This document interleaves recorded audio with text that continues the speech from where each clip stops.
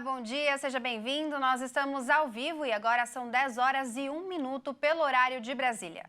Chegou aquele momento da manhã que a gente vai parar para se atualizar sobre os destaques desta quinta-feira no Brasil e no mundo.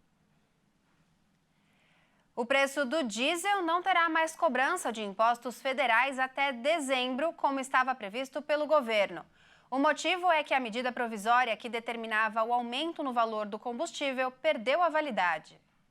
Com a perda da validade, os tributos sobre o combustível voltaram a zero até 31 de dezembro de 2023. A informação foi confirmada pela Associação Brasileira dos Importadores de Combustíveis, a ABICOM. A entidade espera agora uma redução no preço final ao consumidor, com o corte de 12 centavos de impostos por litro. Publicada em 5 de junho, a medida provisória teria validade de 60 dias, sendo prorrogada por mais 60 dias. Contudo, o texto não foi votado pelo Congresso Nacional e perdeu a eficácia. Dessa forma, fica valendo o que está previsto em lei publicada em maio deste ano, que estabeleceu a isenção dos impostos até 31 de dezembro. Os impostos federais sobre o óleo diesel haviam aumentado em 2 centavos por litro no domingo. Essa seria a segunda fase de retomada dos impostos PIS e COFINS. As alíquotas de PIS e COFINS sobre o diesel e o biodiesel estavam zeradas desde 2021, como uma forma de reduzir o preço do combustível para o consumidor. Acompanhado por uma comitiva de ministros, o vice-presidente Geraldo Alckmin desembarcou em Manaus nesta quarta-feira. O grupo participou de reuniões com autoridades e empresários, além de representantes de comunidades locais. O governo pretende antecipar o Bolsa Família. Vamos ver.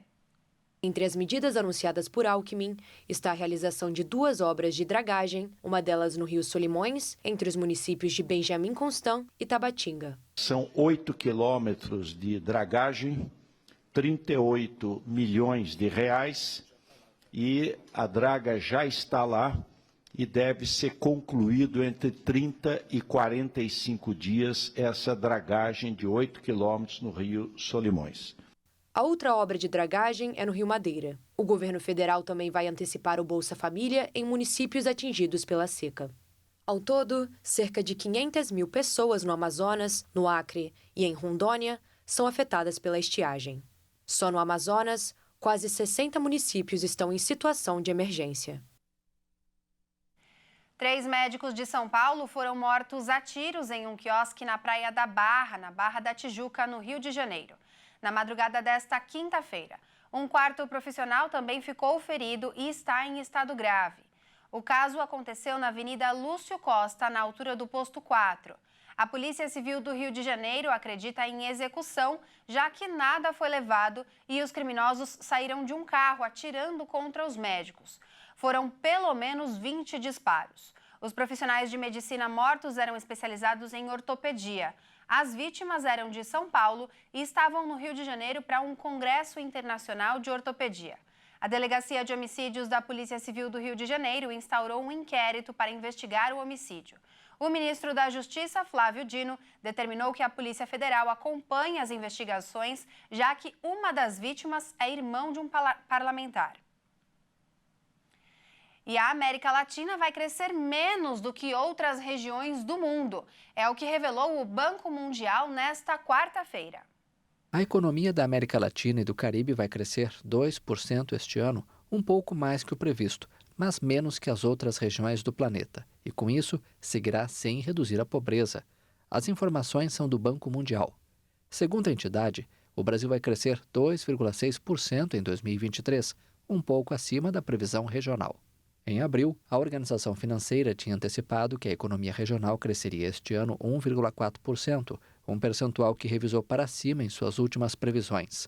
Já a economia argentina vai encolher 2,5% e a do Chile recuará 0,4%. O Banco Mundial não fornece dados sobre a Venezuela. Segundo as previsões da organização, o crescimento regional também será baixo em 2024 e 2025. Para o ano que vem, a previsão é de 2,3%. Essas taxas, parecidas com as da década de 2010, não são suficientes para fazer os avanços tão necessários na questão da inclusão e redução da pobreza, advertiu o Banco Mundial. E a guerra da Ucrânia entra agora em um momento crucial e delicado. 1 ano e meio após o início dos conflitos, o cenário atual se mostra favorável para os russos. Os ucranianos terão que superar muitos desafios para não serem derrotados. A guerra da Ucrânia está entrando em um momento crucial, que pode definir a sorte do país em seu conflito com a Rússia. Mas a conjuntura não parece nada favorável a Kiev. O governo ucraniano vai ter que enfrentar pelo menos 3 grandes desafios simultâneos, que ameaçam seriamente a sua capacidade de resistência contra os russos. O primeiro e mais importante deles é a fadiga da frente de apoio dos países ocidentais, que fornece uma ajuda decisiva. O alto custo e os lentos resultados obtidos na linha de frente durante a contraofensiva ucraniana, que já dura meses, começa a ser questionada por vários políticos de países aliados, especialmente aqueles que estão disputando eleições. Um segundo grave desafio veio a público nesta terça-feira, quando o próprio chefe do Comando Militar da OTAN, o almirante Rob Bauer, admitiu que a aliança militar está começando a ficar sem armamentos e munições para enviar para as Forças Armadas da Ucrânia.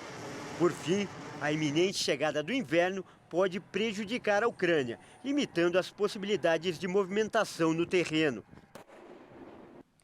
E olha só, o presidente do Azerbaijão não vai viajar para a Espanha nesta quinta-feira, onde estava programada uma reunião com o primeiro-ministro armênio, depois das recentes declarações de países europeus a favor da Armênia. O primeiro-ministro armênio Nikol Pashinyan vai viajar à Espanha para participar da cúpula da Comunidade Política Europeia, que vai acontecer na cidade de Granada. A confirmação veio nesta quarta-feira diante do parlamento, após o presidente do Azerbaijão, Ilham Aliyev, recusar o que seria o primeiro encontro entre as partes desde o confronto registrado em Nagorno-Karabakh.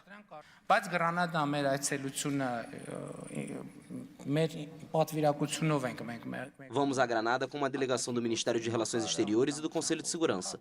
Não estamos cancelando a viagem. Vamos e teremos reuniões lá, onde apresentaremos nossa abordagem com mais detalhes.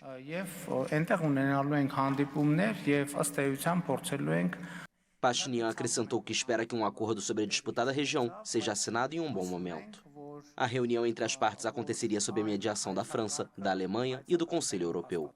Segundo uma fonte em Baku, Aliyev não vai viajar devido ao ambiente anti-azerbaijano estabelecido, como as declarações pró-Armênia das autoridades francesas e a aprovação por Paris de entrega de material militar ao país. Em setembro, o Azerbaijão recuperou o controle efetivo de Nagorno-Karabakh após uma ofensiva relâmpago, que deixou quase 600 mortos e milhares de refugiados. O território de maioria armênia e cristã proclamou a separação do Azerbaijão, de maioria muçulmana, durante a desintegração da União Soviética. Desde então, os armênios do território, que receberam o apoio de Yerevan, enfrentaram o governo do Azerbaijão e travaram 2 guerras, uma entre 1988 e 1994 e a última no fim de 2020, quando perderam vários territórios.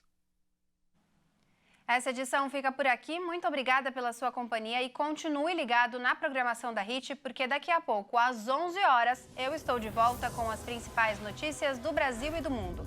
Até já!